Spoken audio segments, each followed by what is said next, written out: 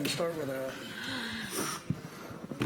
our meeting. We're running a little bit behind. Are we on? Yep, live. All right. I want to welcome we don't get to welcome our city commissioners across the way very often. It seems like we meet at City Hall more frequently than we do over here. But want to welcome our city commissioners to our county and city workshop on the comprehensive plan and also the alternative mobility study that we have just completed. I think at this time we have a couple of different items, but I believe I'm going to toss it to Vince, and I think Vince is quickly going to toss it to the real experts in the field and give us a update. I will do just Mr. that, Administrator. Mr. Chairman. And I see Cherie on deck, so without any major introduction, let's say that this is the Phase 1 report on the Alternative Mobility Funding System Study, and it seeks your authorization to initiate Phase 2 of that study. One of the things that the City and County Commissions made clear when you embarked on this process was that we come back to at the end of the first phase and before the specific development of the mobility fee to check in with you all on the evaluation of all the alternate models. And that's what we're going to be doing today. And so with that, I'll hand it off to Cherie. Thank you. And with a brief introduction, then I'll hand it off to the consultant who did the study. But thank you for that background. Vince gave you a good background for where we are. The Phase 1 looked at the alternatives around the state of potential replacements for the concurrency system. And Jonathan will give a little bit in the history, but as you may remember, in 1985, the state mandated the concurrency system to mitigate for traffic from new development. That had some intended consequences. For mitigation, it had some unintended consequences, sprawl and some making infill harder to do. So in 2011, they eliminated that requirement and encouraged local governments to adopt alternative mobility funding systems. And that leads us to 2016 when this study was initiated, or when the vote to initiate a consultant to start looking at the options. And so Jonathan Paul is with New Urban Concepts, has worked all over the state of Florida for both public and private sector. And so what I will do is hand it over to him, and of course we'll leave time for questions at the end.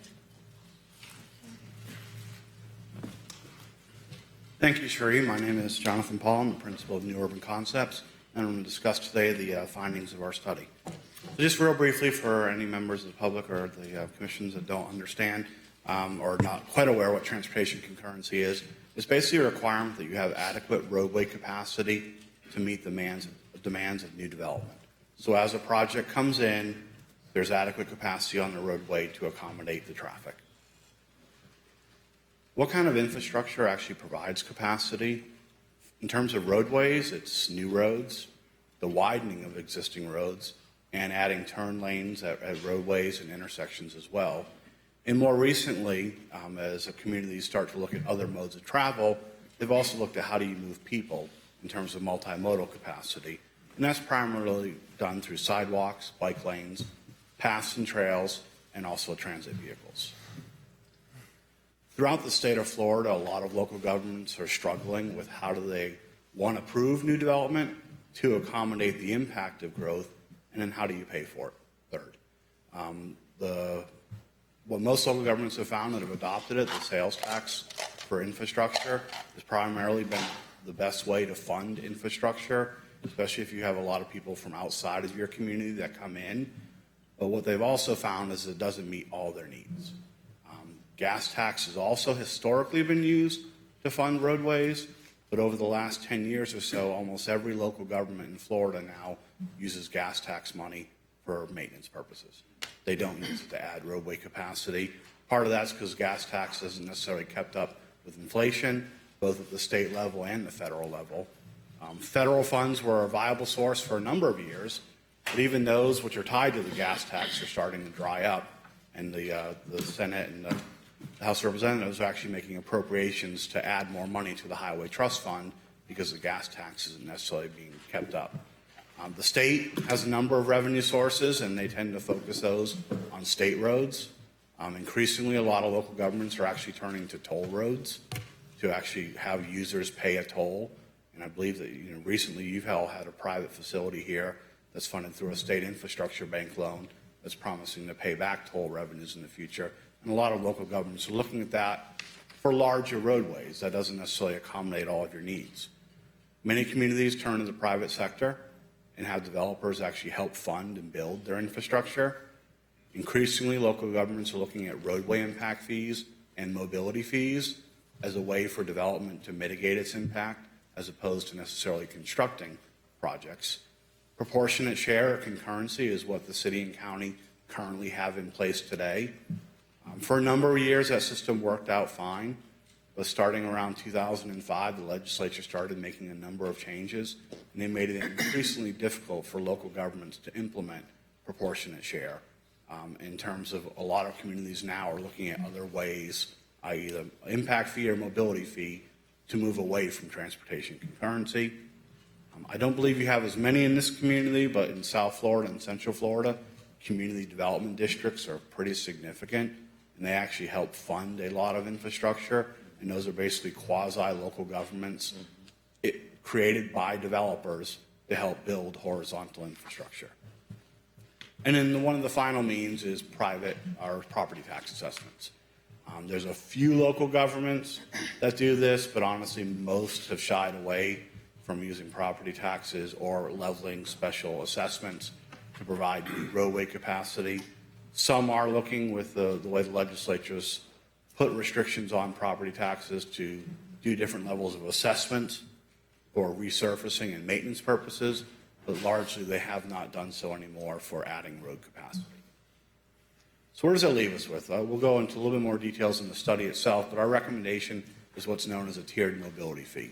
And essentially, a tiered mobility fee is a streamlined process from your current concurrency and proportionate share system that allows developers to basically look up a table based upon whatever type of land use they're proposing, how many units or how many square footage.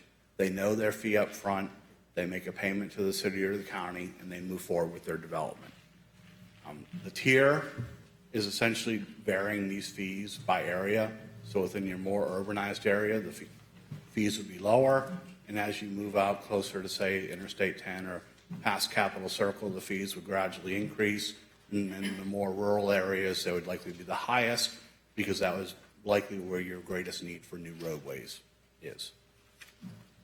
And so what a lot of communities have found themselves in, especially within their urbanized areas, is what do they do when they're no longer able to just widen roads to accommodate new growth? What if they want to start focusing on planning for how people move from point A to point B, whether it's by a scooter, a bicycle, transit, or driving, as opposed to solely recognizing that only people drive? And based on the current proportionate share system and concurrency system, the focus is only on people driving. And what they've also found in many communities is you approve development, development generates traffic, the solution is to add roadway capacity. That works as long as you have ample room to widen roads, but increasingly within urbanized areas, widening roads is really not a viable solution. So communities are starting to look towards mobility plans and starting to plan smarter for your growth. Your communities have already undertaken another steps to integrate land use and transportation. You have a comprehensive plan that is forward-looking. You've done a lot of analysis, blueprint, a lot of your placemaking studies. So Tallahassee and Leon County have already done a lot of this work. So this mobility plan is really an effort to connect those planning initiatives with some of the transportation plans that have also been developed. Back in 2009, I actually worked on the first mobility plan and mobility fee within Alachua County in the state of Florida. It was actually used as one of the models. And then some people say I've had the fortunate luck or the unfortunate luck of actually having to implement what I wrote. As Cherie mentioned, I also work for a number of private developers throughout the community. And this is one of the projects I work for. It's called Celebration Point. It's at the intersection of Archie Road and Interstate 75. It's 1.5 million square feet of office and retail, 1,000 homes, all geared around a central walkable core and access to transit. So So I've learned a lot through the process of both writing the regulations and then actually going out and implementing them, and then actually helping to fund and finance it and actually design and construct the project. Other communities have also taken this step. Osceola County and Sarasota County have moved forward with mobility plans and mobility fees. And they're two of the fastest growing communities in Florida. They really have not felt any impact at all in terms of the fee. And in fact, Osceola County is considering raising theirs again and also issuing possibly a moratorium because they're growing so fast they can't even keep up with development. So most communities in Florida, and a lot of them have moved forward with mobility fees. They also have some level of sales tax or some other type of funding source, and they still found that they need all of the above because there's really not necessarily enough money to keep up with the growth in demand for travel. More recently, I've completed a mobility plan for the city of St. Augustine, and they've taken a sort of interesting approach within an urbanized area to create what's known as a park once environment. So they're really trying to get people to park either once in a central location or on the periphery, and then use other modes of travel to get people in and around their urbanized area. So really, once you still recognize people will drive, but once they get somewhere, maybe they don't have to get in their car for every other trip that they make. And they're using the mobility plan as a tool to make sure that works. Also recently completed one for Palm Beach Gardens in Palm Beach County. Their mobility plan actually consists of 4 separate plans. One focused on people walking and bicycling on sidewalks and trails. Another focused on people bicycling on pathways and bike lanes.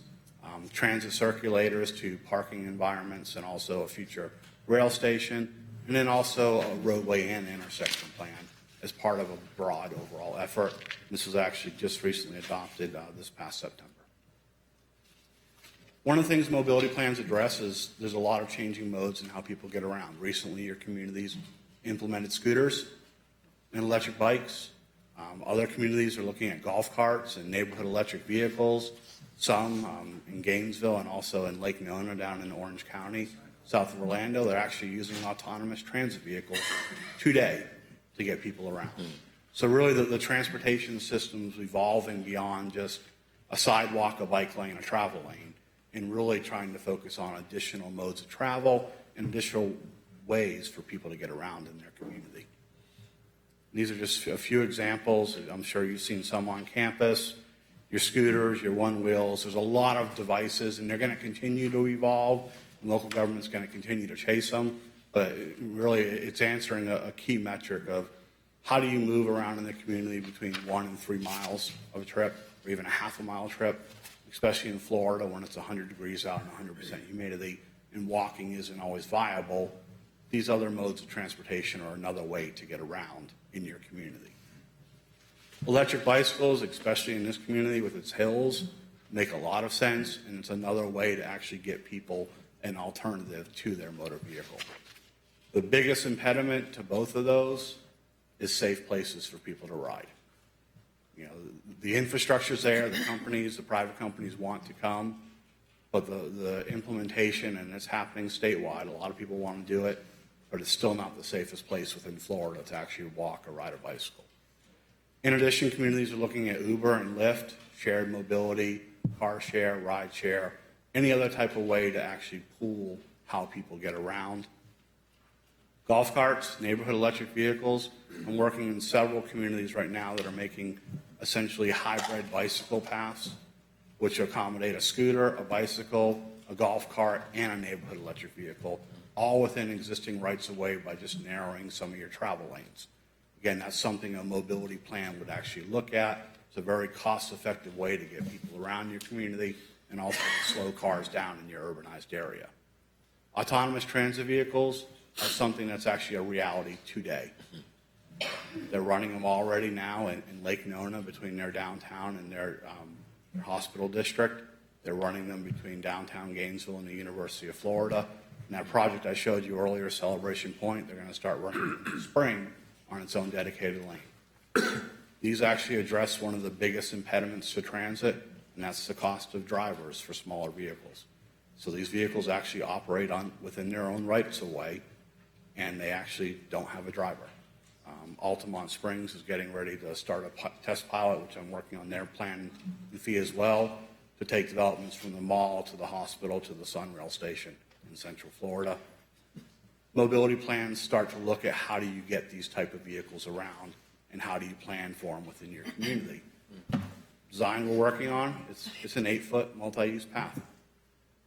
Trail, it's accommodating bikes, it's accommodating scooters, it's accommodating these vehicles. They all go roughly 15 to 20 miles an hour. And it's another way to get people around in your community. Parking, a few years back, nobody thought at all about parking and mobility plans. Can I ask you a question? Yes, ma'am. I mean, are they just vastly expensive, these autonomous vehicle systems? They're $125,000 to $150,000 per vehicle. Basically, you buy 4 or 5 of them for the price of one bus, and you're not paying a driver to operate them. They're actually extremely cost effective. And they would go on kind of the same routes as the buses do now, but just, They could. or, They could. A lot of communities are actually looking, because they fit in a much smaller footprint, they're actually looking at ways to more directly connect and destinations. they haul fewer people? I mean, I can't really tell Correct. proportion to a bus. They haul about 10 people. Oh, well, that'd be really good, because our buses are often empty, right? So, That- that's interesting. That's a sentiment that you see throughout Florida. You know, you have these big 50-foot buses. Big buses, not so How have they addressed the impact, though, on those employees that are now without a job and benefits, with families to take care of? So what some communities are also looking at is focusing on improving their main trunk routes where you have more bus riders and reallocating those resources to increase frequencies along those core routes. So say along Tennessee or Monroe, instead of having a transit vehicle go through all out the more suburban areas of the county and the city, you start running buses every 5-10 minutes on Tennessee. So it's really reallocating resources to your core areas and then using these as sort of a supplemental, what's known as a first mile, last mile connection. So you may have a main trunk line going down Tennessee or Monroe, then you have a scooter path, an autonomous vehicle path, other things like that, picking up people, then taking them to their destinations. So it's not, the smart communities, or it's not using it as a replacement, it's an enhancement of the existing thing. But, one of the benefits as well is a mobility fee and other funding sources can be used because purchase of those vehicles is considered capital and not necessarily an ongoing operating expense. So it is proving to be a fairly cost-effective means to move forward. And again, it's a new technology, so it's going to continue to evolve. When I did Sarasota and Osceola's mobility plan 5 years ago, it was just a dream. And now the ones I'm doing, we're actually designing cross-sections to accommodate these vehicles because they're running nowadays. Do they never have wrecks? Are they super safe? I mean, Because they travel at 15 to 20 miles an hour, the propensity to have, if they do bump into somebody, it's not, unfortunately, and that's one of the reasons Europe's actually been fairly successful. Isn't necessarily because people don't drive in Europe, but they drive at 15 and 20 miles an hour. And, most people drive here. 35 is sort of the slowest speed you'll find somebody driving. So, again, there's a lot of things that are still working out, but this mobility plan is a 2040. So really we're looking at not only how people move around today, but how they're going to move around over the next 20 years. Now, and how are they handling, Mr. Chairman? Are we okay? Yeah, I think we'll just do kind of an open format as questions come up. Okay. We'll just fill those. So how are they handling the maintenance of these vehicles? Because certainly at some point they're going to have to be maintained. They actually, for the companies that they end up going through, they actually have maintenance agreements with those, and they have vehicles that they can replace in and out, and they actually have systems. So there's still an operator out there tracking where these vehicles go and making sure they're properly maintained and following the rules of the road. So, there is some cost to that, but it's not nearly as great as the buses. And because they're all electric, they tend to have less mechanical problems than your diesel or your gasoline. Would there be any opportunity to locally train those people that, and I'll ask this question with full disclosure, I work for the career and technical college here in town, Lively Technical College, and so I'm just wondering, would there be an opportunity, for instance, for a training program at a Lively Technical College for the people who maintain these vehicles? They So are. do we have a local pool? They are looking. You know, most of these firms have been partnering with governments and looking for people. Because I mean, it does. They are technologically advanced. You know, it does require a lot of people out there. It just doesn't necessarily have a driver to it. But there's a lot of things that go on behind the scenes. So there are opportunities, and there's going to be opportunities through all these mobility platforms and all these different modes of travel. Okay. And technology is going to be a major component of that. Okay. Thank you, Mr. Chairman. And just briefly, again, the Park Once environment and also using what's known as dynamic parking to actually fluctuate your rates of your costs of parking to actually incentivize people to park once and to move other ways. As I mentioned, many communities, and this is actually, if you've ever been over into Walton County and Seaside, this is a cross-section we're working on right now on State Road 331 from Interstate 10 down to 30A. And it's actually putting a dedicated transit lane within the median of that because they want to run a trunk line of buses back and forth every 10 minutes between 30A and the beaches and Interstate 10 and Defuniak Springs. So, and the other types of modes would actually tie into this system. So imagine this, and I don't necessarily know about the rights of way on Monroe or Tennessee, but there are local governments that are looking at having transit lanes and to move a significant number of people. And this is something that would be part of a mobility plan. And now I'm just going to talk a little bit about the actual study itself and some of the analysis that we went through. The community actually has a fairly significant amount of growth projected between now and 2040. Population increase of roughly 75,000 people, an increase in employment of 74,000, and this is based on the Capital Transportation Regional Plan on future model that looked out to 2040. One thing that was surprising is there's a lot of increase in what's known as vehicle miles of travel. That's how far a vehicle drives from point A to point B. Roughly 2.4 million increase over this time frame. Left out Interstate 10, which would largely be taken care of by the federal government, and there's still roughly 2 million vehicle miles of travel projected by 2040. That relates to roughly 216 miles of new roadways needed. And I think your blueprint plans and your long-range plans reflect a lot of that. But again, this is really looking at vehicle travel, not necessarily how people get around. There were a number of stakeholder meetings and public outreach meetings held. I believe there were over 50 as we went through this process. Some of the feedback that we received is that peak hour congestion is really the issue, but most of the day you can actually move around fairly well within Tallahassee and Leon County, but in your morning and your PM rush hours, it's definitely an issue, which would lend itself more to maybe a focus on some intersection improvements as opposed to necessarily just widening roads in your more urbanized area. From the development community, we got back the current concurrency system, which is how you regulate development. It's largely unpredictable. The city and county previously had an impact fee, and there was a lot of discussion on where did that money go, because it wasn't actually based on a plan or based on anything. So there was a lot of sort of untrust or unease with a roadway impact fee again, because developers thought, well, we pay this money and we have no idea where it goes.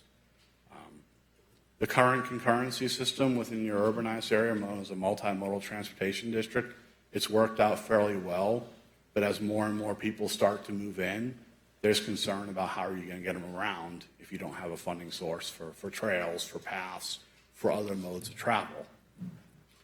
Expansion of the traditional bus service, we didn't receive as much support for, but we did hear a lot of support for this idea of these autonomous transit vehicles linking neighborhoods with destinations and also potentially with better transit service in the future. Walking and bicycling conditions were generally seen as somewhat poor to okay, with safety being the biggest factor. There was a lot of support for expansion of the trail network, both as a way to get people around in the community and also an economic development tool. And people also wanted to have more restaurants, retail, and greater options closer where they work, near their neighborhoods, and as part of activity centers, which is something that could be addressed through your comprehensive plan process. We looked at several other local governments in far more detail. We actually looked at about 30 overall. A lot of them have done different systems in the state, but we looked at Alachua, Altamont, Broward County, Duval County, Gainesville, Osceola County, and Sarasota County, and all sort of took the best bits and pieces for each one of their systems. Alachua County and Pasco County are two of the oldest systems that were both adopted back in 2010. They're almost 10 years old. Alachua County's is pretty straightforward and streamlined. Pasco's is a far more convoluted process, so we didn't necessarily think that was the ideal approach for this community.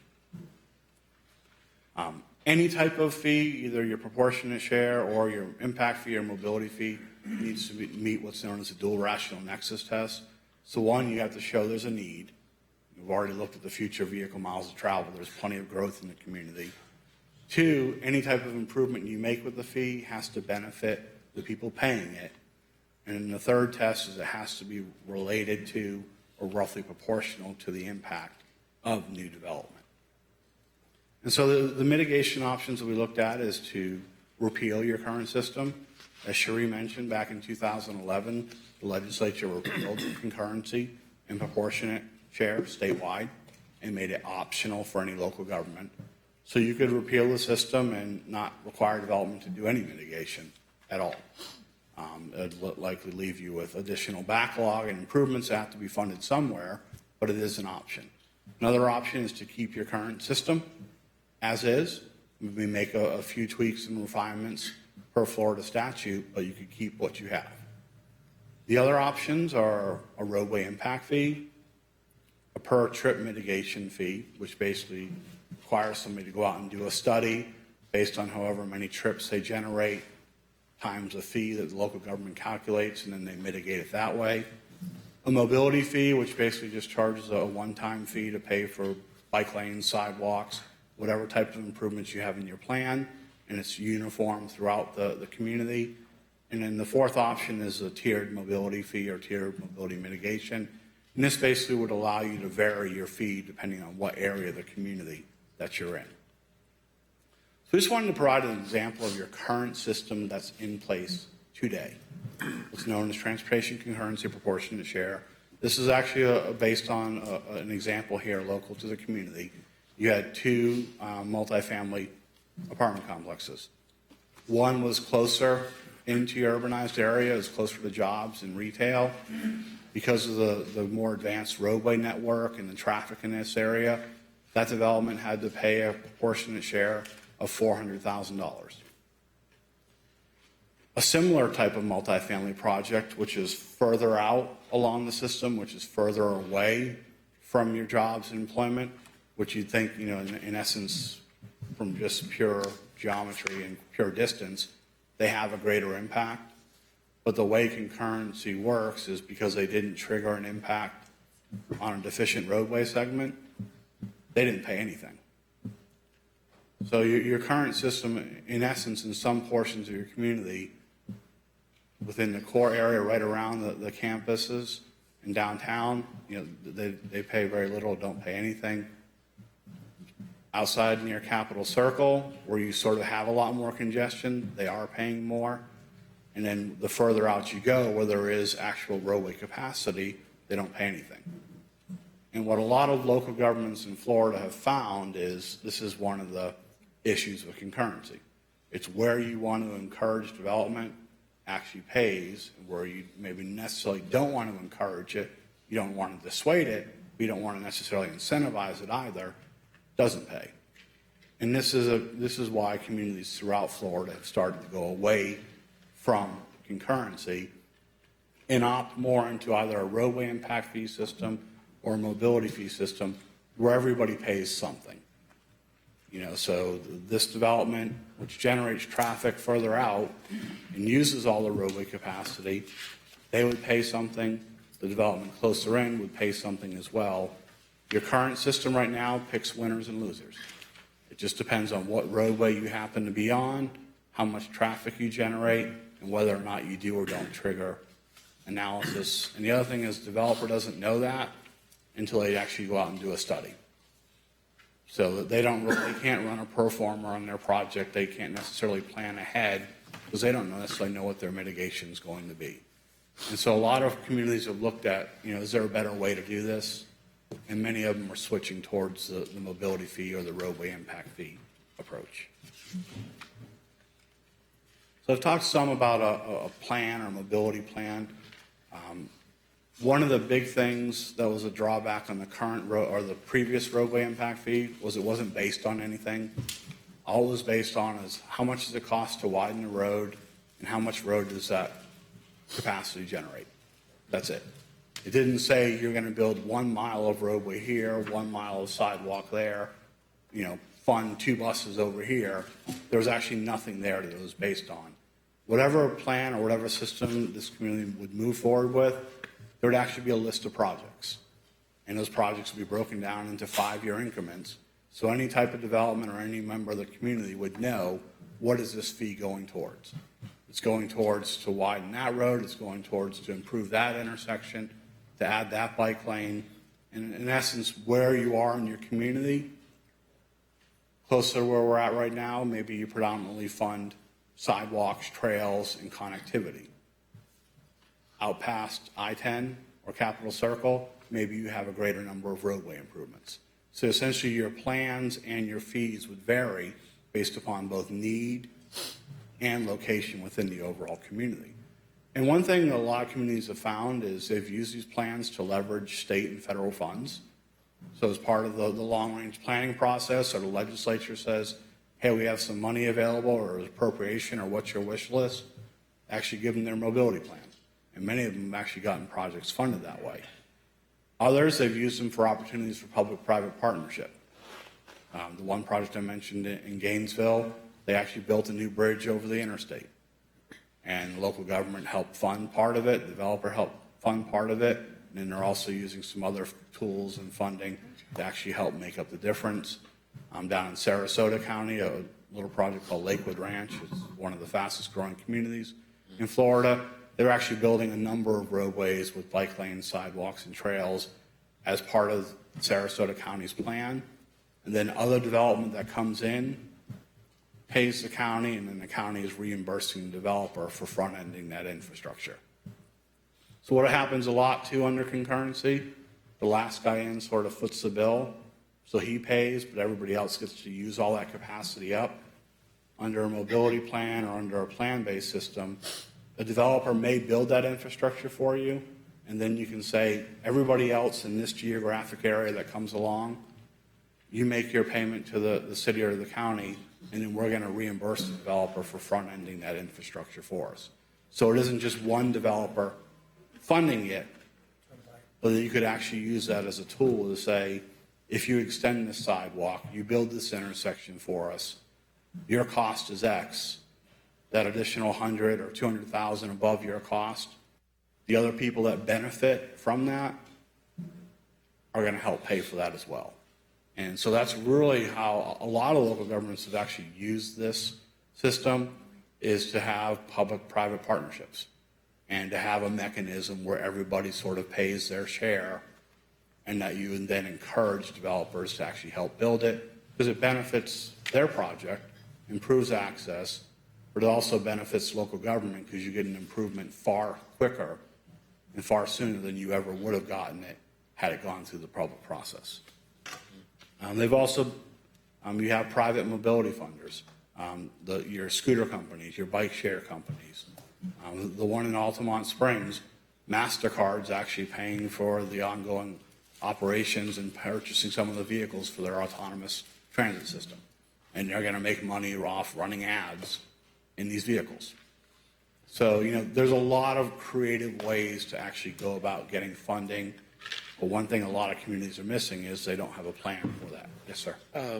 Are any of the private mobility, are any of those linked to the public transit system? Because right now, our transit system is not funding itself. And so I don't know that we would want to bring in competition against our own transit system. But I could see where maybe that could be linked to our current transit system and them broaden their mobility offerings. It's a possibility. It's absolutely a possibility. It really depends on, how you'd frame and structure this plan to make that work. Okay. Another big thing that happens a lot is utilities. We go in there and they upgrade utility, tear up a road, tear up a sidewalk, and then said, then they just put back what's there, as opposed to maybe looking at, can you, reduce the lane width on that roadway to put in a bike lane, or could you widen a sidewalk to a trail? These plans have a lot of benefits beyond just serving as a basis for a fee. So just to go in a little bit more on the tiered mobility fee option, we propose to continue what's known as a multimodal transportation district, which is really sort of the core area of Tallahassee. And then there's really two options to look at. One would be inside Capital Circle or inside your urban service area. And the other would be either outside of Capital Circle or outside the urban service area. And this isn't necessarily something you decide now, but as you go through and you identify the process, depending on what level of improvements are identified and what levels of need are identified, there's sort of a direct correlation between the more improvements you put in and the higher the cost of the improvements, the higher your fee would be. If you start to take maybe a more multimodal focus and say, well, this improvement is or isn't attributable to new growth, those are ways to actually regulate how your fee would be structured and how expensive it would be. This is actually something that would go through as you go through the process, but the intent is the closer you're into your urban area, the lower your fee. And as you go out further, your fee would increase. There would be either a mobility plan or maybe possibly multiple mobility plans, depending on where you are at in the community. And there's also different ways you measure how you provide those type of improvements. This is just sort of one example. The red line that you see is currently the area of your multimodal transportation district today. The blue line is roughly Capital Circle. So you could have a tier that would be, the fees would be within either of those. The purple line's your urban service area, and then beyond that's outside your urban service area. So there's really opportunities to vary these fees depending on where you're at within the community. Excuse me, Mr. Paul? Yes, sir. I want to make sure I understood something that you may have alluded to. So with the tiered mobility fee system, let's say you have folks pay within the MMTD mobility fees for that area, or let's say outside the USA. The funds that are collected from those different tiers go for mobility improvements within those respective tiers, correct? Correct. Okay, so that way you can, because I know earlier you said that with the concurrency system, there were a lot of folks that didn't understand where their investments were actually going toward. Correct. In this case, you actually have tiers at that level.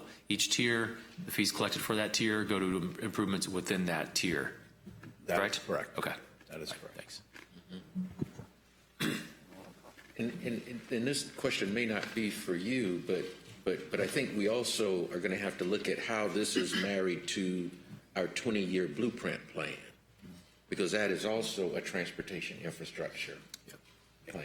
It is. And ultimately what this would be is identifying the gaps.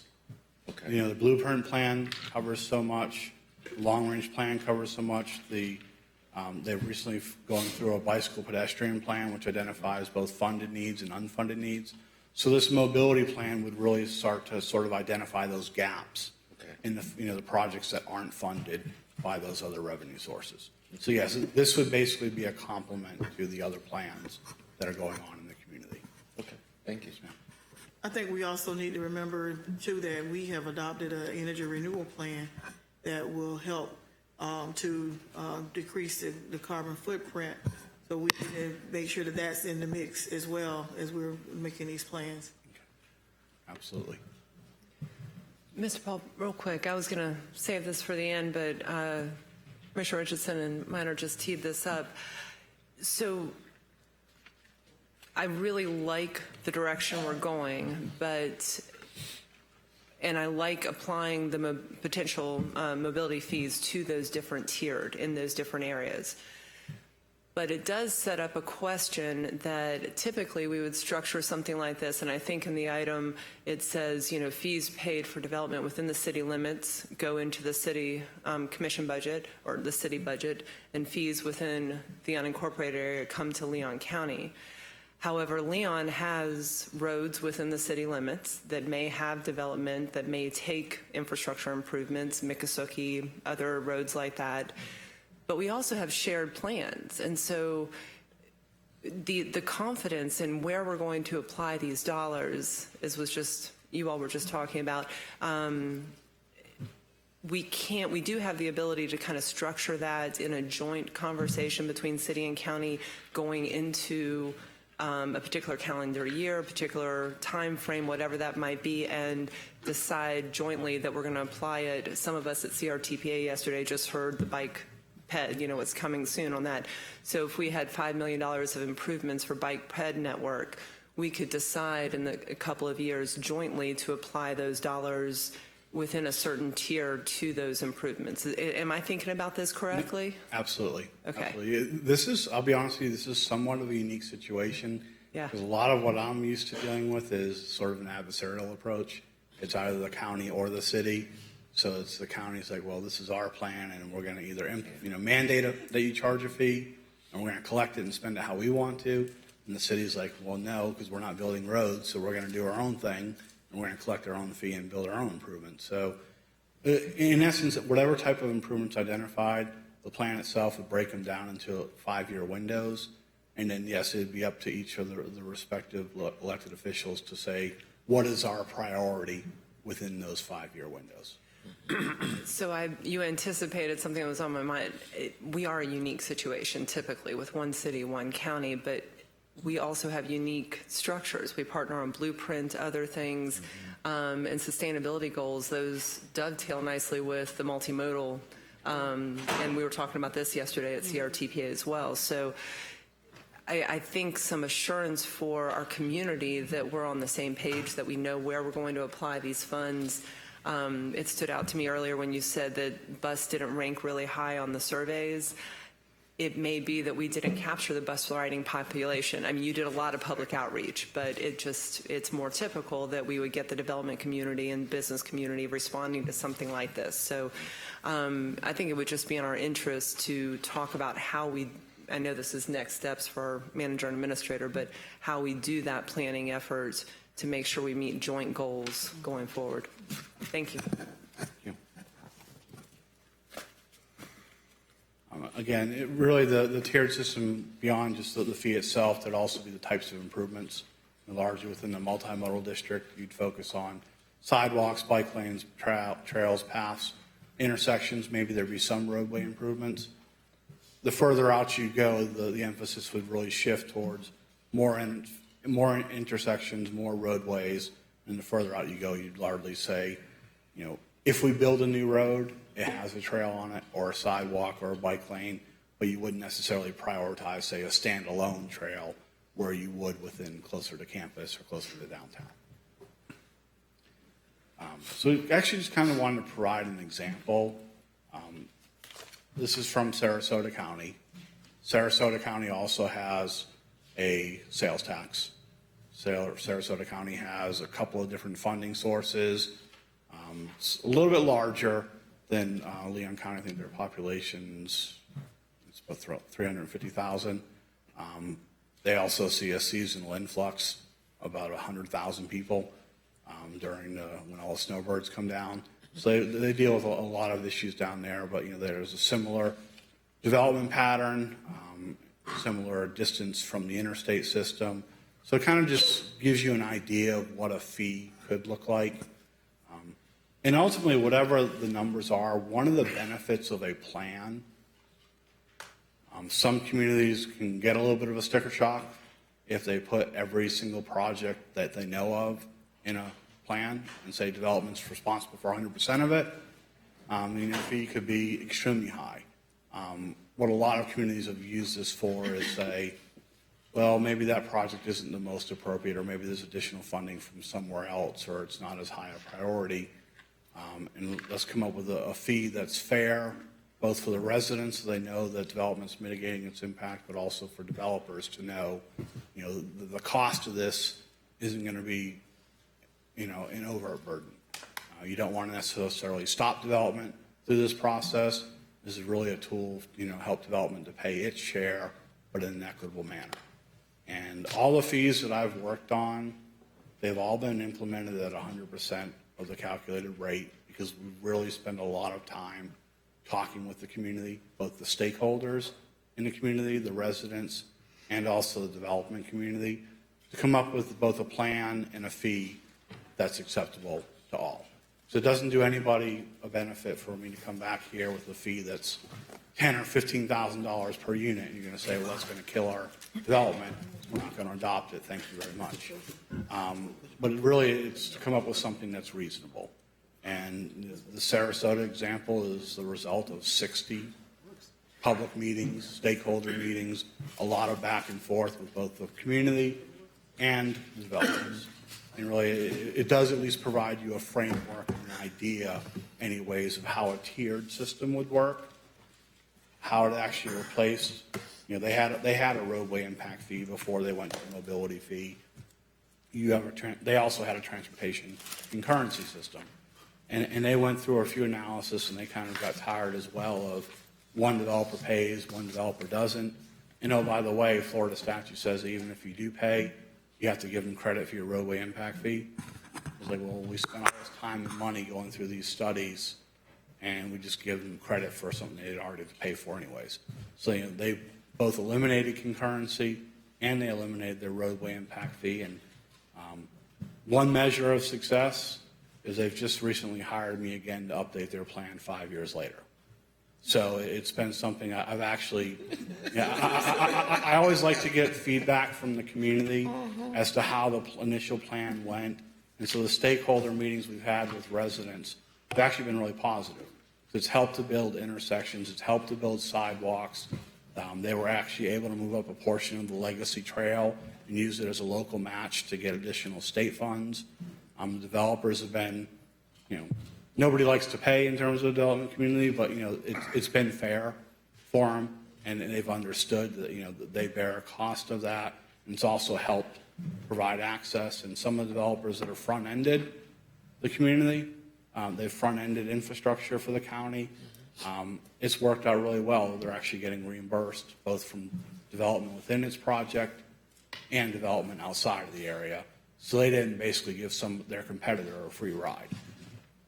Their competitor is paying the same amount that they're paying, and the whole community benefits overall. Yeah, Commissioner Lindley. Are you finished with your presentation pretty I much? believe we have just the final slide here. I think. Okay, well, I didn't two want to more. rush things, but I might. Okay. Go ahead and finish, and then, Okay. well, let me just say, today we really want to make a decision whether to go forward with this study or not. I personally think we owe it to ourselves to proceed because we have a lot of questions, a lot of good ideas. We know what's working now, which is kind of rocking along okay, is not the wave of the future. It doesn't sound to me, it's not fair. We rather encourage sprawl to some extent, we incentivize it a bit. There's just so many things about this I like, and with the reassurance that there would be a lot of public input. I like the idea of, we know the more the merrier. People really want to know early what's going on. How the development community would react. I understand, I think there might be a little bit of a NIMBY quality. If the current developers know what the system is and they're working with it, they're probably like, please, no change. That's usually what people don't like. But I would really like for us to go forward, and I would like to make the motion for option one that we would go forward with a mobility study. I would second. We have a motion and a second. We'll open it up for discussion prior to voting from folks. I'll call on you. Start with Commissioner Dozier, And if you, yes, sir. Just on point, yeah, we'll have two motions, so I will come to you, Mr. Mayor Pro Tem. I mean, let's have a discussion together, but we'll let the county do their vote, and then we'll come back and I'll look for you for a similar. All right. So I'll That's- second I was just Commissioner asking Lindley. Ben if we had to do the. Thank you, Mr. Mayor. Yes, we would have a So I need a separate second to my motion. vote I'll second your from us, and then we would, even though he seconded it, we'll get Commissioner Dozier recorded as the second to the county I motion. forgot we both had to adopt the. Yeah.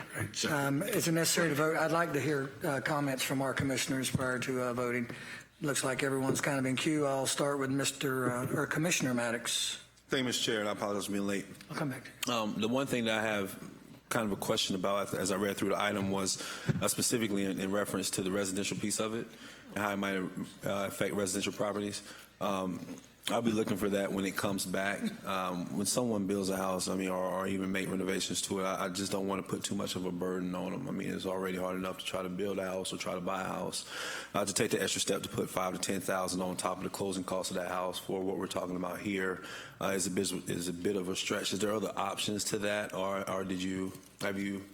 What was the response you got from that? No, that's a very, I mean, again, you don't want to say put a burden on any one particular user. One thing a lot of communities are starting to go on, I actually did it 20 years ago in Alachua County with their roadway impact fee, and I'm starting to get more and more local governments to buy in on it. It's actually for residential, it's based on square footage, just like commercial. So if you have Sarasota, we just amended it recently to actually add tiny homes and workforce housing.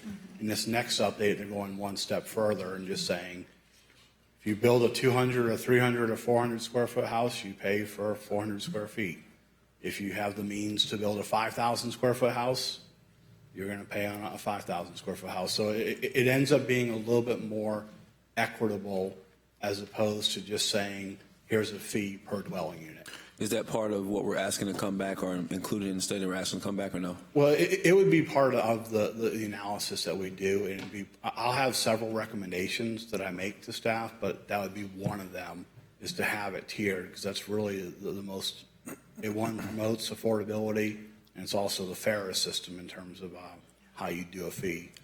The ultimate decision would be yours as elected officials, so we provide you several options to choose from. And then you could really sort of pick and choose which one you feel is the most appropriate. Last question I have, Mr. Chair, is specifically related to this, the approach as a whole. Can you give me a little bit of feedback on the approach of having a set standard fee versus what we're talking about here for all dwellings, or low cost, mid cost? Does it affect development? How does it affect development versus what we're doing here? Or is it a little bit of overkill to even think about moving in that direction? Actually, a lot of developments have found that they prefer the predetermined fee because they can run their pro forma initially. But one of the big issues on transportation concurrency is you don't know until you do a traffic study. And you don't know until you hit a roadway, and you don't know until your competitor right down the street, if he tends to beat you in the process and uses up the capacity, and then you got to come back and pay right behind them. There's a lot of uncertainty in the current system, whereas under whatever we propose, you'd have a pre-calculated fee up front. They could look at it and say, all right, I like this and how much it's going to cost me. I know whether or not this project's pencils. And then they'd also have the ability to do a study as well to show it's lower. But I will say, having been on both sides, public and private, doing these things, I tend to work with the local government to make sure the fee is reasonable up front. Right. And I maybe get a request once every 2 or 3 years for somebody to do a separate study. Whereas some of the other communities that don't take a more holistic approach, I get a lot of work. So I go in there and do studies all the time to disprove their fee or prove their fee is too high. So, it works both ways in terms of you put a little bit more effort up front and you have a realistic fee up front is something that the community buys in. And it's also something that, isn't punitive to new development. Thank you. So, Mr. Chair, Commissioners, those are two things I'm concerned about. Predictability is something I think is key in making this thing successful, and then also the residential piece of it. I don't want to put that kind of burden on our residential homeowners. So if we can come up with a way to deal with those two things, I'm willing to move forward with the study, but I reserve the right that when it comes back, if those two things aren't addressed to my liking, I'll likely go in the other direction. Thank you, Mr. Chair. So noted. Commissioner Dozier, go ahead. Actually, thank you, Mr. Chair, and Commissioner Maddox. We were thinking along the same lines for the single-family home, or I would say alternative types of homes in the urban area within what we would consider multimodal for these examples. So I think there is the confidence in what the fee is and making it fair across the board. What I've heard from development community for years and contractors, this is something that they would very much support. I mean, the concurrency benefits some people, but not others, exactly as Mr. Paul, you had mentioned earlier, that it sets up this push to less dense areas and creates more sprawl, which is exactly opposite to what our ultimate goals are. But I would anticipate within a community like ours, within, say, the first tier, the multimodal tier, if we looked at existing neighborhoods and someone wanted to split a lot in Bond to Benton Hills, whichever, it's based on the square footage of the house. It would still have a mobility fee for constructing that house, or a mother-in-law suite if that was a rental or something like that. But we could further incentivize that by setting a lower fee for that one home or other use within the MMTD. Is that right? You have multiple options available to you. There's a lot of creative ways that local governments have looked at it. Some of them even look to just exempt in-law suites, and, in their entirety. Yeah. So, I mean, that's something that there's several options that are available to you in terms of affordable housing and looking at housing differently. So the fee structure, though, it has to be consistent with those different tests that you put in Correct. before. So it needs to be based on the study, which hopefully we would approve today from my perspective, and that would give us that flexibility to make sure the fees are in line, consistent with the study, and yet we still have some flexibility. Getting back to the concern that we don't want to put it on the burden on one homeowner that's trying to do urban infill within the multimodal district versus a new development that's out in Buck Lake or something like that. We're thinking about that correctly? Correct. Okay. You actually just touched on one of the other questions I had. Have you ever seen a carve out for a land trust or any other kind of affordable housing programs to further incentivize affordable housing, workforce, or very low income housing?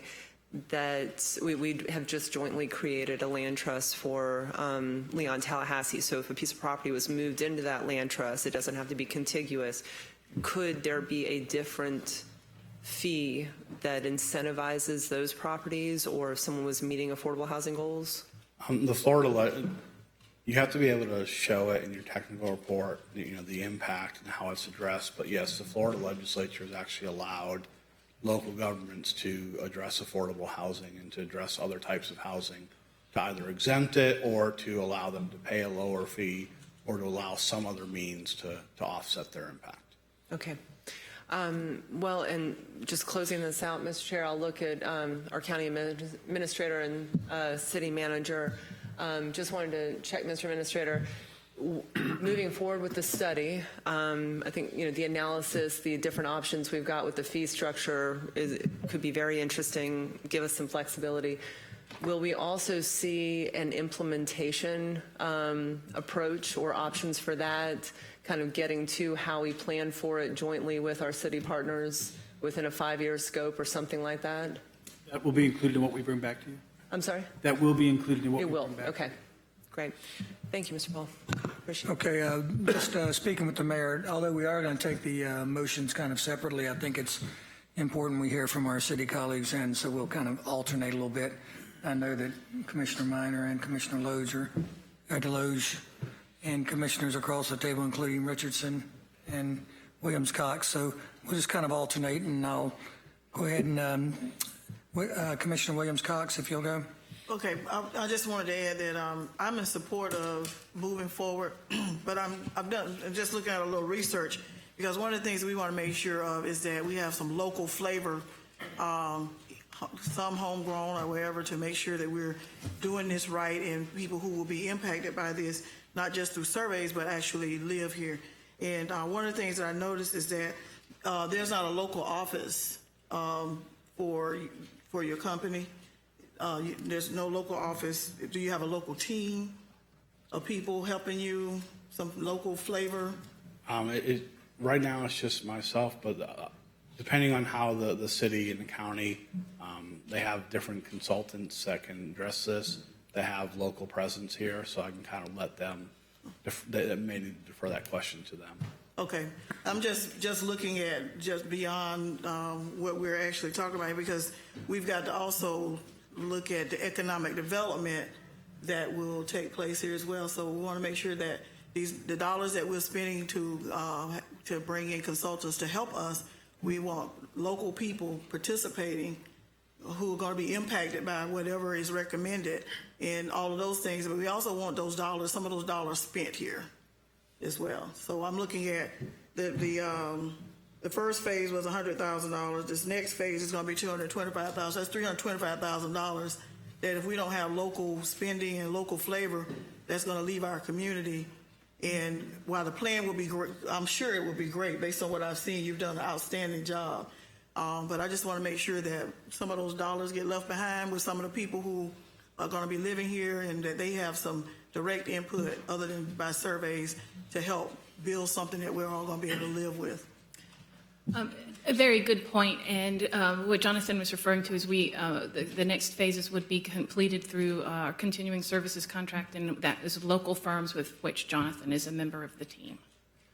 Say that again. So we have continuing services contracts that would be we would utilize to complete phase 2B, 2A, and 2B, and Jonathan is a member of those teams, and those are with local firms with a local presence. Yes. Okay.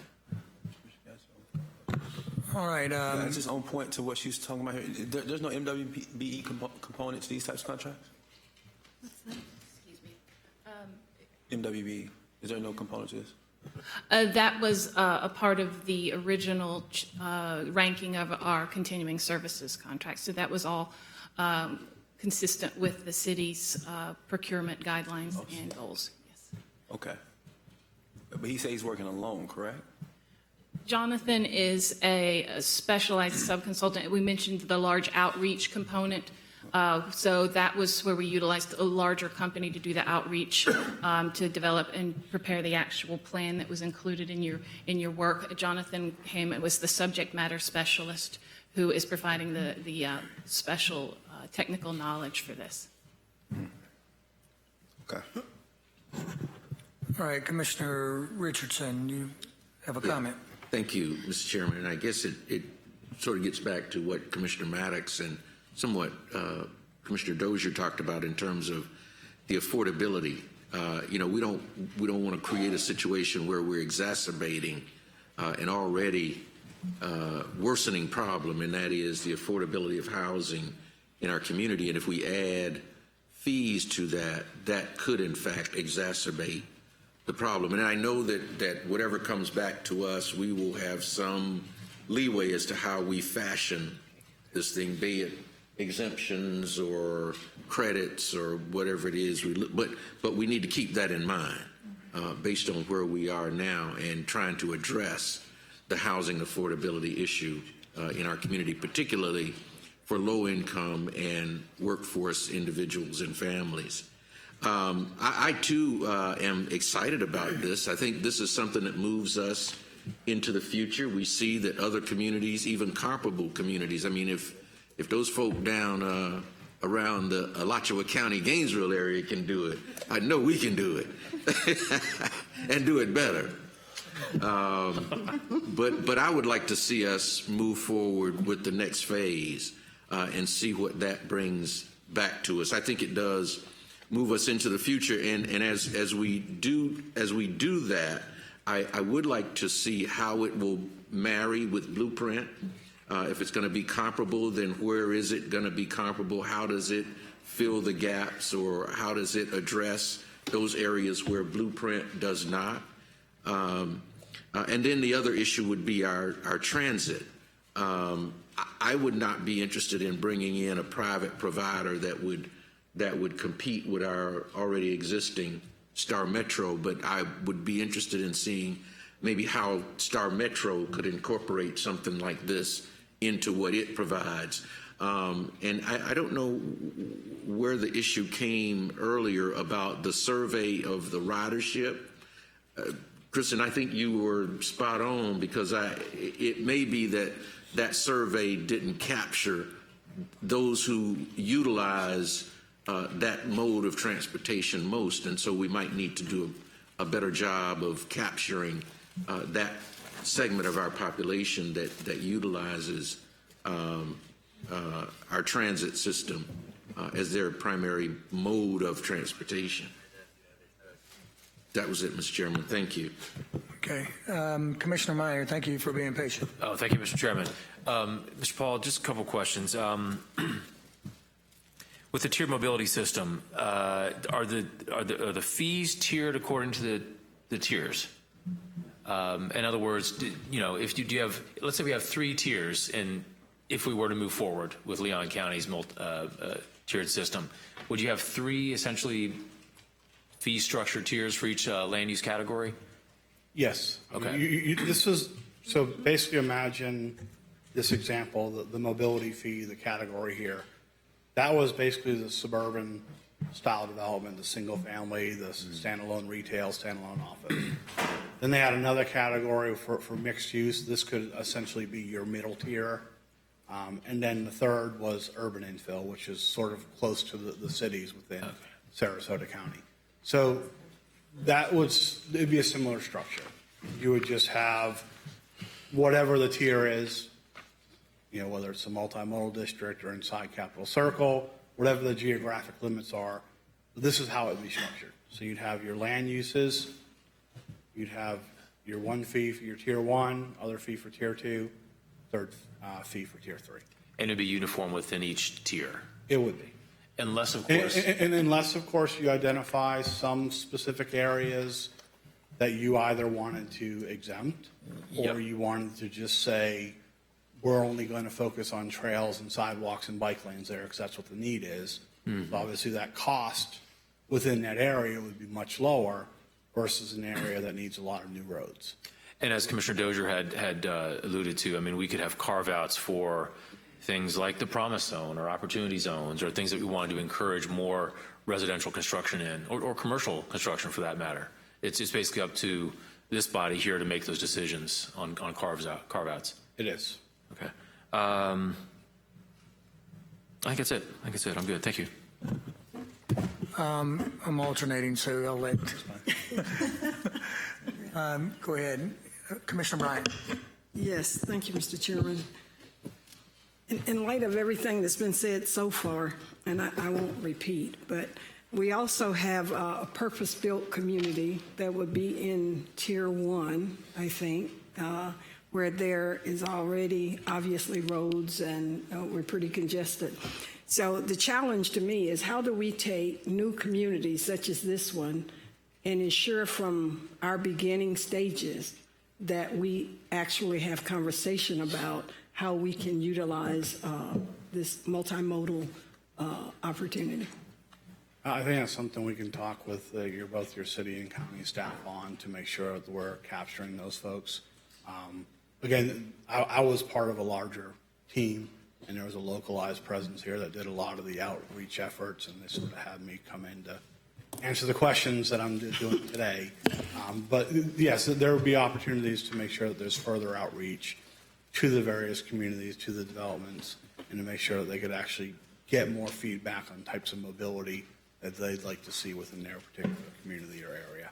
Okay, this probably isn't for you, but just for the record, I think that we have to pay attention to areas like purpose-built communities that we have opportunity take advantage of, where the people who live there will not be able to afford, and I know it will be an exception. I just want to make sure that's a part of this record, that we make provisions for those types of opportunities. Thank you, Mr. Chairman. Commissioner Deloge. Thank you, Mr. Chair. Conceptually, I'm on board. I think it's a great idea. I just want to make sure I understand some things here. And there are a lot of nuances that we've talked about here with, purpose-built communities and MB and some other programs, and affordable housing. We got to figure out how to pay for what we use and what's out there. I mean, I don't think anybody's going to argue against that. But I want to make sure the intent here is not to, it's basically to collect the money in a more equitable fashion as opposed to what is being done today. In a global concept, it's not to collect more money. It's basically just to be distributed among a more representative group and be more equitable from front to end. You'll have some people that don't like it and some people that like it a lot. But I want to make sure conceptually I'm following the math here, and then we're not somehow bringing in more funds. Now, obviously, we have the ability to as we go forward, but as we go starting point, it's a way to just distribute it and make it more equitable. I want to make sure that's my understanding. That's the approach we're moving forward with. Okay, and then like was said earlier, I'm fine with going forward, but I'd also reserve the right if we get back and we realize this has gotten too complicated or there's too many places where we can't deal with some of the other carve-outs and things like that. So, but conceptually, I think it's a great idea. Thanks. All right, Commissioner Matlow, and then we'll move forward with a county vote. Great, yeah. First, I just largely concur with a lot of the comments that were made today. I think a lot of great points were brought up.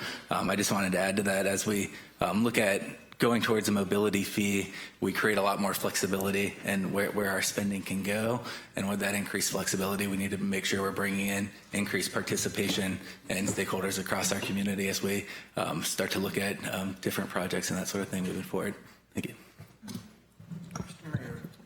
Y'all take a seat, vote. We got a motion and a second on the county side. We just didn't vote yet. Yeah, you got a motion and a second, but No comment from no. you. I'm good.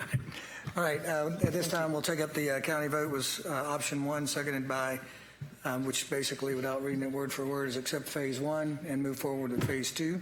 Seconded by Commissioner Dozier. All those in favor signify by saying aye. Aye. Opposed by the same sign. Motion passes. Motion made by the Mayor Pro Tem, seconded by Commissioner Bryant. Seeing no further comment, all those in favor signify by saying aye. Aye. All those opposed, passes unanimously. Thank you very much. Thank you. Great presentation. We have one more item for workshop, an informational review of the comprehensive plan. So I'm going to multitask here and talk to you while I'm also opening it up. This is... I'm sorry, Sheree. Yes. Just one quick second. Mr. Chair, if I might. It was my understanding that we had moved the workshop to noon from 1:30 because of a conflict that some of our city folks had today. I'm just wondering if we have a hard stop at 1:30 or 2 or some other time that you all need to go to another meeting. Did we? Not hearing anything? Okay. I just wanted to, this item was the reason for today's workshop, and I didn't want to delve into it if we had 10 or 15 minutes left. That was the reason for my question there. And secondly, Sheree, are you going to be able to tell us where we stand, in addition to your presentation here that outlines the comp plan overview, where we stand on the updates going forward? I will be happy to do that. Thank you. Now. The land use element update, as we left it, there was we were going to do an RFP to select a consultant. We've entered into that process, and the period has closed. We've received the RFPs at this point. So that is where we stand so far. But we have not yet opened or scored. They have submitted. What I will do at this point, Artie White is our comprehensive planning division manager, and I'm going to hand that over to him. This one doesn't require specific action. It is an informational workshop, what Artie will do is hit on some of the key, just the overarching major themes that have been inherent in the comprehensive plan since its adoption, and then hit on some of the specific elements and topic areas of the comprehensive plan as an overview. And so with that, I will pass it along to him.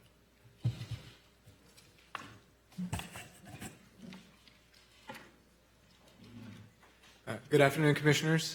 It's good to see you. Here we go. As most of you know, the comprehensive plan is essentially our blueprint for how our community grows and develops into the future. Kind of at the fundamental level, it looks at the question of where do we grow and where do we preserve and conserve.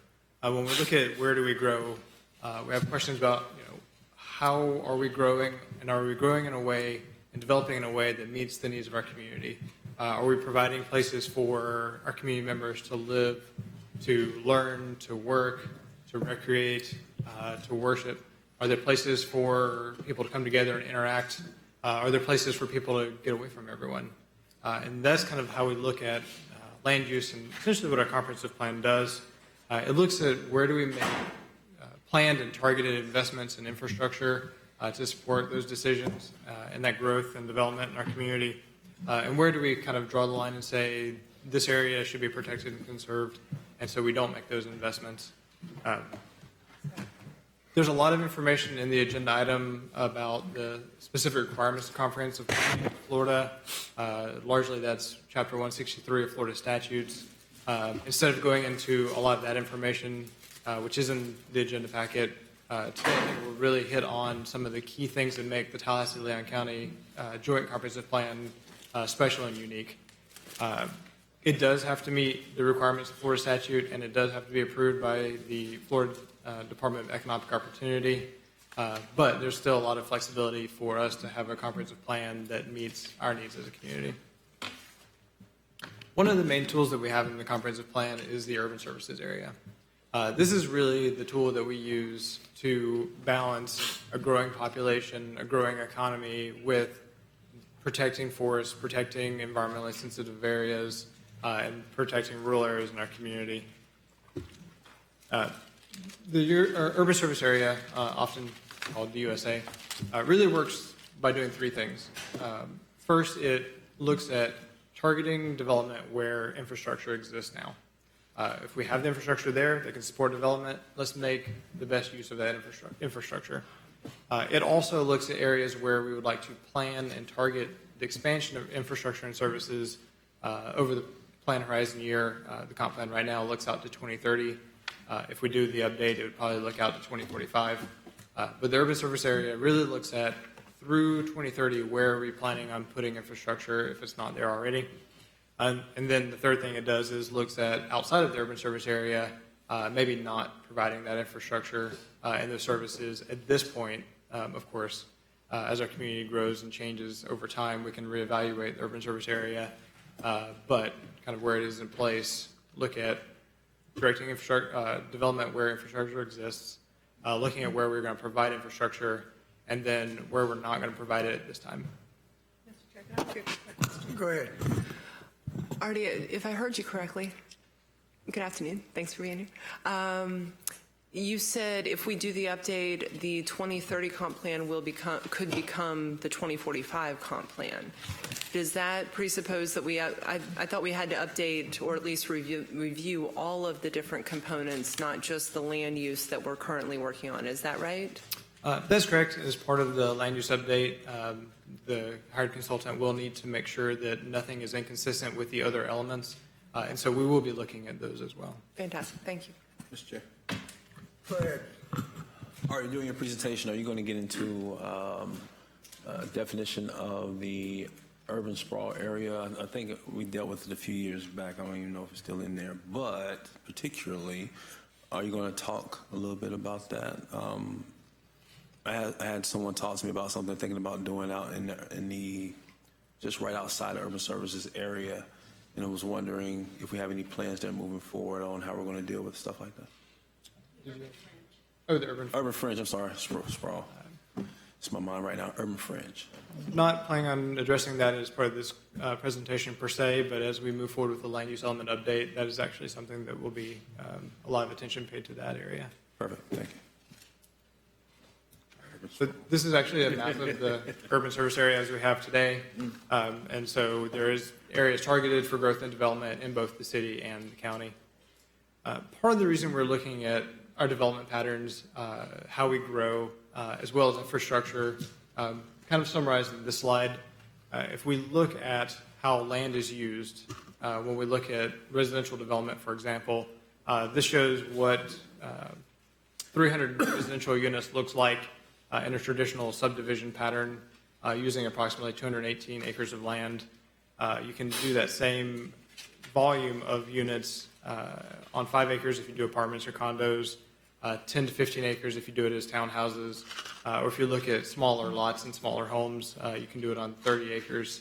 This is not to say that we all need to live in apartments and condos, but we do want to make sure that our comprehensive plan is flexible enough to allow different types of developments, not just one, because we do have a finite amount of land. We have land to help us grow for quite a while, but it's something that when we look out 2045, we want to be cognizant of. We also want to look at the cost of infrastructure, especially as we expand it further out. For example, the subdivision has approximately 4.04 miles of roadway in it.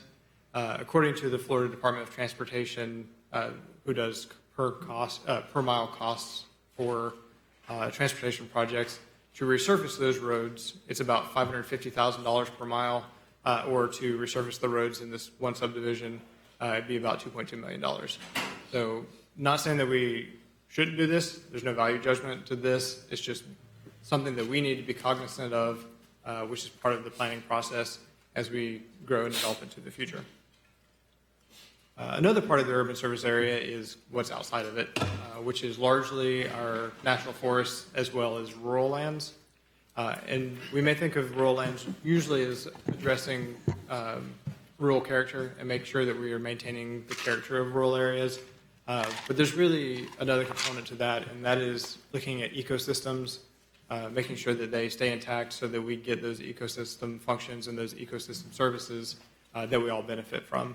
And as you can see from this map, a lot of those sensitive areas are just outside of the urban service area. With this, we also look at policies that promote redevelopment. That's largely areas that have been developed before, where infrastructure currently exists. And sometimes it's actually making a place better than it was before, especially if there's something like a brownfield or something like that. How do we encourage the remediation of that using the infrastructure that's there today and making places better? As we look at development and the development patterns, one of the benefits of promoting redevelopment is kind of what we see when we don't. This is an example of Thomasville Road today, and the same segment of roadway, I believe in the early 80s is when that was, maybe a little bit older. And so you can see there is an impact to the character of the area. There's also an impact to the environment. When we look at the area in green, those were tree canopy that were impacted by the expansion of the road. So again, it's really just kind of adjusting and accounting for different trade-offs. We can't have everything. So as we make decisions about growing, we also make decisions about what gets impacted, and it's really balancing those trade-offs. Our comprehensive plan also includes policies on complete streets. This is really looking at areas that the transportation system will be redesigned and rebuilt, or new facilities, making sure that what gets put in place is appropriate to the context of the area. For example, is it a suburban roadway? Is it an urban roadway? Or is it a roadway out in the rural areas? They would each have different needs and different users. But as we look at this, we want to make sure that we're addressing the needs of all users, all ages, all abilities. And a good example is Franklin Boulevard. This is what it looked like a number of years ago, but the city and county both put a lot of effort and energy into this corridor, and now it looks like this. And because it is an urban corridor and has a lot of different users, we can see that there's places for vehicles. We're not saying no cars, but there's a place for them. Transit, pedestrians, bicyclists, and even micromobility if we so choose to incorporate that as well. The comprehensive plan also addresses the Southern Strategy area. This is really a long-term goal, looking at an area that was historically underserved. And how do we make strategic investments in infrastructure, and how do we look at land uses in this area to make sure that we're providing more opportunities than were there before? Comparing it to other urbanized parts of the county, is there a similar income levels in that area? Do we see the same number of job opportunities? And if not, what do we do about it? And so from the comprehensive plan standpoint, it's really looking at strategic investments in infrastructure, as well as investments and evaluation of the different land uses to make sure that there's an opportunity there to build jobs, to provide services that are needed by this historically underserved part of our community. Conservation and preservation areas, our conservation element of the comp plan addresses both of these, really kind of acknowledging the areas that we value and that also serve us well in terms of stormwater, healthy environment, all the things that we look at when we look at what we need to conserve and what we need to preserve. And our comprehensive plan sets limits on, or completely prohibits in some case, development in these areas to make sure that we're protecting them. Canopy roads, this is a jewel to our community. In fact, if you look at most postcards that are for Tallahassee and Leon County, there's probably a canopy road on it. The comprehensive plan actually sets the parameters for how our canopy roads are managed. The details are in the land development code, but the parameters for the land development code are established by the comprehensive plan. So this really kind of sets forth how we identify, how we protect, and how we manage our canopy roads. Greenways is also addressed largely in our transportation element of our comprehensive plan. To some degree, it's also in the land use element. And we can see the fruition of these policies. You can get on a bicycle today and start at Leon High School and take it down Franklin Boulevard, which I showed a moment ago, into Cascades Park, go over the bridge, along FAMU Way, tie into the St. Mark's Trail, take it all the way down to the coast. And we look at it regionally as well. There's a lot of things happening in McCullough County, our neighbors to the south, that we are capitalizing on as well. We also recognize that while our policies extend to our jurisdictional boundaries, sometimes the impacts extend beyond that. And so our comprehensive plan is very proactive, working with our neighbors to the south to ensure that Wakulla Springs are protected because the natural systems under the ground connect Leon County and Wakulla County and could have an impact to Wakulla Springs. So we have the primary springs protection zone, which addresses how development occurs in that area to make sure that we're not unduly impacting our neighbors. Here in Leon County, we also have Lake Jackson, which is one of our major features of a water body. It is an outstanding Florida water. It's an aquatic preserve. It's really unique, and to protect that, the comprehensive plan set up the lake protection land use category, which really sets how stormwater is addressed in these areas to make sure that we're not causing harm to Lake Jackson. The state statutes do not require that local governments do an economic development element. This is one thing that we as a community have been proactive at, and so we actually do have an economic development element. Really the gist of that element, which was voluntary for us to do, is looking at growing local businesses, attracting or growing high-wage jobs, and really kind of making sure that we're setting our economy on a course that's going to sustain us into the long term, into the future. We are also not required to do a historic preservation element, but we do.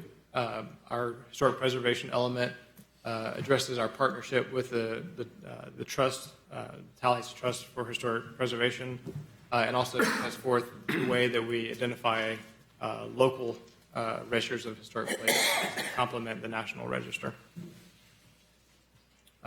One of the things that we use when we evaluate infrastructure is level of service. That came up a little bit in the previous presentation. Oftentimes we think of level of service in terms of roadway. That's the kind of example here. If we look at level of service A or B, that's usually like free flow conditions. If we look at C and D, you start getting a little bit of congestion. And then level of service E or F is when you have basically like gridlock. And so we can evaluate how well our infrastructure is serving us using level of service standards. The comprehensive plan has level of service standards for not only roadways, but transit, parks, looking at the different types of parks and the total acreage for our population, potable water, sanitary sewer, solid waste disposal, stormwater management, and school capacity. And whenever you adopt the capital improvement schedule, it ties back to projects that help us continue meeting these levels of service. And finally, affordable housing. Our comprehensive plan looks at affordable housing really through 3 different approaches. The land use element is really about basically kind of supply and demand. Do we have land uses that provide an adequate amount of housing?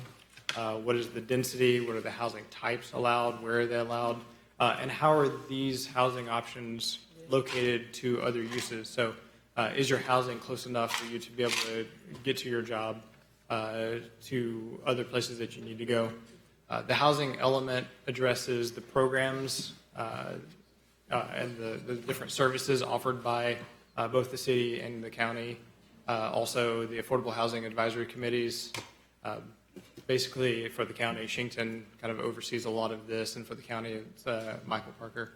And so they'll be able to answer more specific questions about each individual program. But the comprehensive plan sets kind of the larger parameters for those programs.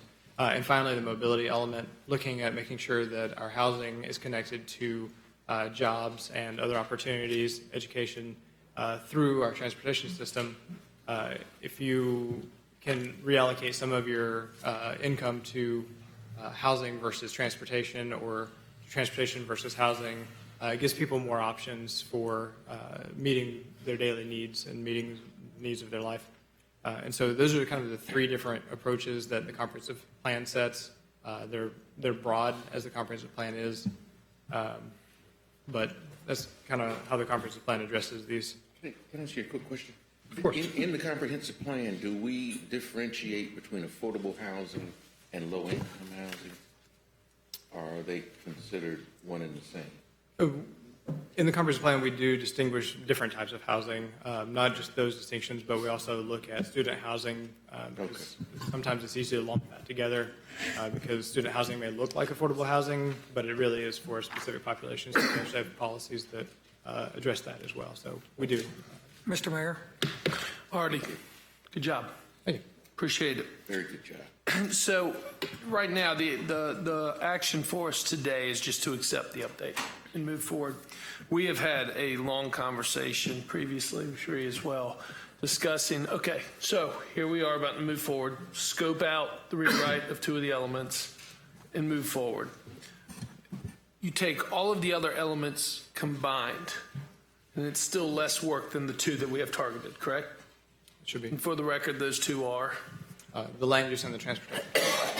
So I'm asking my colleagues, wouldn't it make sense on the beginning end of this to scope all of the elements since they're interrelated to each other instead of just doing 2? And I mean, I get it. Y'all are going to go through to make sure that they're compliant. But if we're going to go through with the heavy lift of the 2 largest elements, isn't now the time to have the time before we scope this about including all 11 and moving forward? It's just a thought. Commissioner Dozier. Can I jump? No, go ahead. Okay. Mr. Mayor, Artie, thank you very much for the presentation. I could not agree more, and it was part of my question earlier asking about the consistency, and that's what kind of got me is I kept thinking about this. We've used terms revision, rewrite kind of interchangeably at different points in the last few years, and it wasn't clear if we were going to a full update of our comp plan or not. So I think your suggestion to incorporate all of the elements, and good point clarification that are the two that are already in there are the bulk of the work. Correct. Would be a way to look at the consistency and new issues. Some of the questions I wrote down, do we need to look at our affordable housing element and those three other components that relate to that, given how much work we've done in the last few years? Land trust, other things. There might be a different way of articulating these services and where we are looking jointly at affordable housing. So, yeah, I think doing this more holistically would be great. I'm wondering if that can be included in, we're already at RFP, is that right, Cherie? So would we need to approve an expanded scope of that contract to look at the other elements?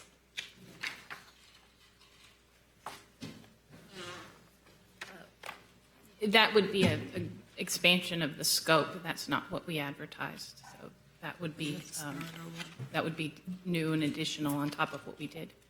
Do you think the same, just to the mayor's point here, do you think the same consultant, I mean, I guess we would need a report back from the administrative manager from you all about whether or not it is within the same contract or? We would need to look at that, and if I could, because I couldn't hazard at this point what the additional cost would be. So. Yes. Yeah, I was going to ask. Because if you expand the scope, it's going to be money. Yeah. Yeah, I think it would be prudent of us to know what the cost would be to go back and look at all 11. And I'll give this up in a second. Just last, of course, it would be expanded scope. We'd have to go through a process of approval on that. But it seems like we would be having to do this cost at some point if we wanted to have a true update of our comp plan. And this is the point the mayor was making, that why not do it all, I think this was what you're making, do it all right now and actually save some costs in the long term and get true consistency among the different elements. Thank you. Good point, both of you. Commissioner Williams-Cox. Well, I raised my hand to make a different comment, but in light of what has just been said, I think we need to tread carefully because we're talking about going into an RFP process that's already underway, expanding scope, which will expand budget. Then we'll have to look at where it comes from, when it happens. If we're wanting to do this, and I'm not disagreeing that we need to look at things holistically, we would need to time it out in such a way that we could pay for it, since we're looking at expanding the scope, and the budgets have already been set for this time period. So to go back into budgets to find out how to pay for it might prove a little, it would be a task. It's my only caution as a project manager in my former life. Scope and budgets are what we need to make sure we keep in mind. The other thing that I wanted to ask Artie, I agree, great job. On the economic development element that you mentioned, are we looking at any opportunities to have mutual agreements among different levels of government? For instance, federal certifications, state certifications, local school board certifications, because if we're looking at doing those kinds of things, that too kind of gives a level playing field for small and minority and women-owned businesses to become certified in one place and through mutual agreements be certified somewhere else without having the barriers of entry or cost.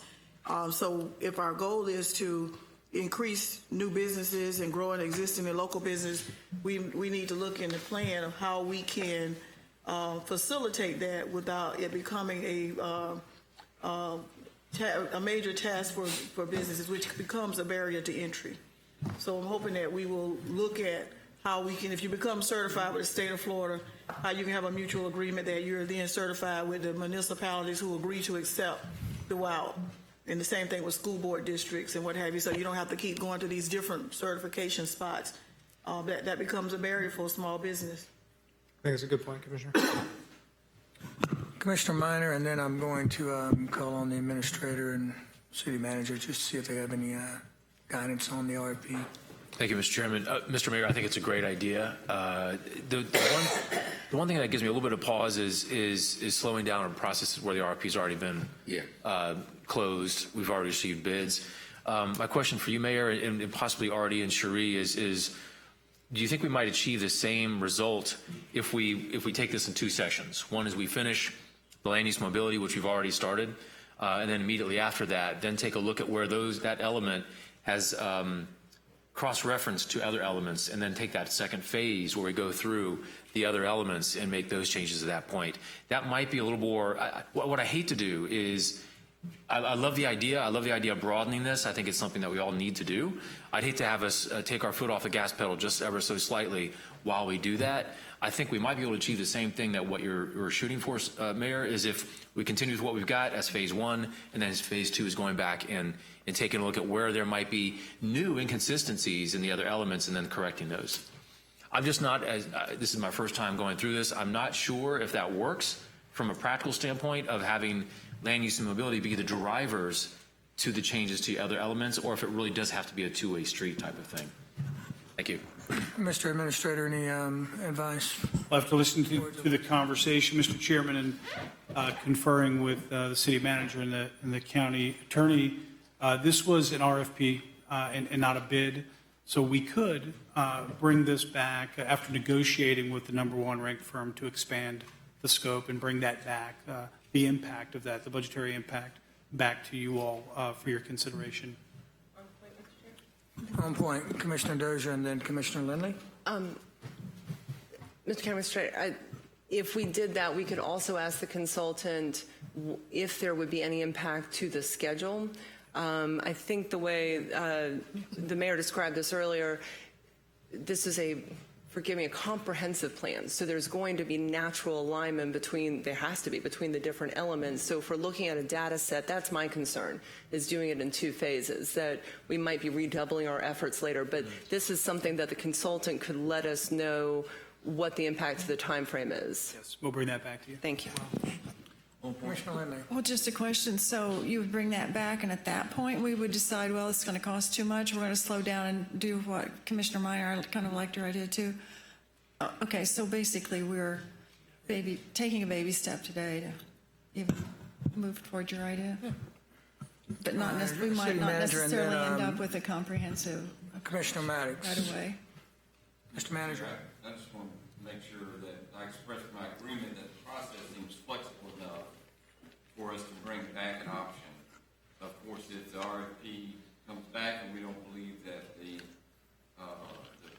vendors are qualified to do that, we would let you know that. I think it will be more money. We would of course disclose it, and they may have another idea of how we tier it. So I think we'll bring back to it.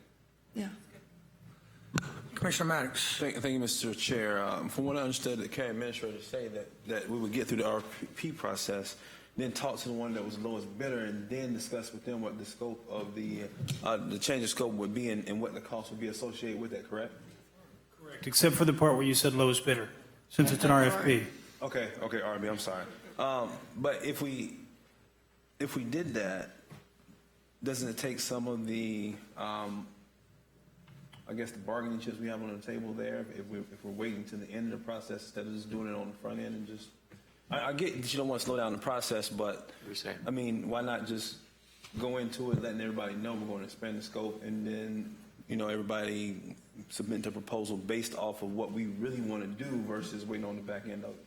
It was really, just after listening to your discussion, it was really just a time issue. If you wanted to take the time to go back and rescope, have the scopes reapproved by the respective commissions and that sort of thing, rather than just negotiating it. And if it was really just a financial and a process issue, we could bring that information back to you for your consideration. I understand that we don't want to slow the process down, but honestly, I would kind of prefer that we just go ahead and do everything on the front end, and so whoever we select has an understanding of everything we're asking them to do in holistic views that we're asking them to take, versus doing it on the back end. It's just my preference, but I'm willing to listen.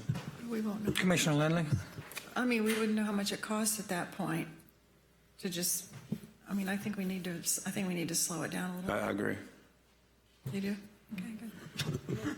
Mr. Chair. Yes. Commissioner Williams-Cox. We've discussed and we've talked, and none of us are going to do any of this. Yeah. The people who have been charged with this, it might be good to hear what they have to say about what their thoughts are on this. And I know they're going to say we can do whatever you want us to do, but I really want an honest answer for, what should we do? The people who are in Artie and Cherie, y'all, what would you do? That's a good question. Thank you. That doesn't put you on the spot at all. Well, it's not putting them on the spot anymore than we're sitting here talking about expanding what they've been working Absolutely. on without asking them. Cherie, we will not hold you to anything. Go ahead. It has been 30 years since the comprehensive plan was originally written. The original scope that was added as the RFP was to look for any inconsistencies and to identify things that would need to be corrected. So I think from a purely planning standpoint, it does make, it's a good argument to do it. We would need to look at the cost and do that cost, that balancing work with the administration to do so. But there is, it would bring forth a clean, refined, modern, comprehensive plan from start to finish. So there's value to that. Mr. Chair, I have a question for. Go ahead, Commissioner Dozier. To the question that Commissioner Maddox just asked about providing the full scope for what we want going into the RFP process, which you're already within the RFP process. So there's been dates that have already passed within that. Is that right? Yes, I mean, the RFP has closed. It's already closed. Okay, so you are vetting. Opened or reviewed, but they've been. Okay, so companies have already worked for a time to respond to this RFP, which costs them money. So you are about to start that review. And because the scope included looking at consistency between the land use, transportation elements, and all of the other elements already, would you have confidence that those responders would, they could do this other work? Because it just kind of expands that scope within the economic development and the other elements? I haven't seen all of the people who've responded, but based on the caliber that we would expect and the ones that we advertise to, they would be able to accomplish that, yes. Okay. I have more confidence, one, we don't want to cost companies money for doing the RFP again. That's going to be, that's a challenge for businesses to respond to RFPs, or it costs something. But secondly, since they already have to look at affordable housing, economic development, those types of things, it seems like we've got enough in there to add a scope later. I think it was a good line of questions. One point, Commissioner Maddox. Mr. Chair, I understand Commissioner Dozier's comments and the question, a lot of questions she had, but would you entertain the motion right now? Or you want to wait for that? After listening to all of the comment, I would love to have a motion to come back with what an additional RFP would cost us. I think that having a broader look is something that we all kind of are agreeing on. Yeah. And the first order of action, obviously, is to accept what we have in front of us, and then bringing back to the separate bodies an approximate cost to those bodies so that we can move forward with, I think, like Cherie, once she was on the hot seat, said, I think it's important that we take a really deep dive, like all of you have mentioned, moving forward. That's just my commentary. You have something you'd like to add? Mr. Chair, that's spot on where I was. I don't think there's anything wrong with slowing down the process. And now that we've come to the conclusion that we want to look at every element of the comprehensive plan, so I'll make a motion that we accept the report and have our respective staffs come back with what exactly the request for proposal would be, as well as the cost associated with that to cover every element of the comprehensive plan. You did a much better job of capturing that more accurately than I did, and we have a second. Again, we will vote on these separately. At this time, the County Commission has a motion and a second. On point. Just for clarity here, we have companies right now that have responded to this bid, and we have staff direction to open those responses and to start vetting. That is a legal process, is it not? Yeah. So Do we also need direction to, if we're going to move forward with this, to stop the current RFP process? No. Or Mr. Administrator, because Mr. Attorney. The motion was, I'm sorry, this was my clarification. Commissioner Maddox, the motion that you just made was to do an entirely new RFP process with an expanded scope. Is that right?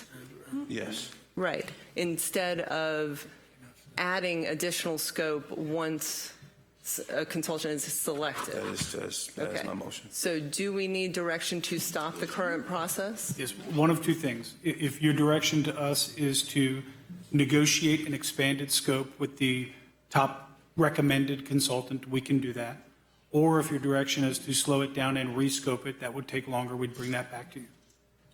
Do we need to stop the Yes. current process? Yes. So we also need to have that as part of the motion to stop the current process and go to a new process? We would take that as your direction. Okay. Yes. I can't support this motion because it's going to cost businesses too much money. We are too deep into this. I would rather have at least an agenda item coming back for just adding the scope. I think we get the same respondents. Final comment, Commissioner Williams-Cox. I just want to register extreme concern that for companies who have taken the time to respond based on this set of requirements and scope, and there may be companies who chose not to participate because the scope was limited.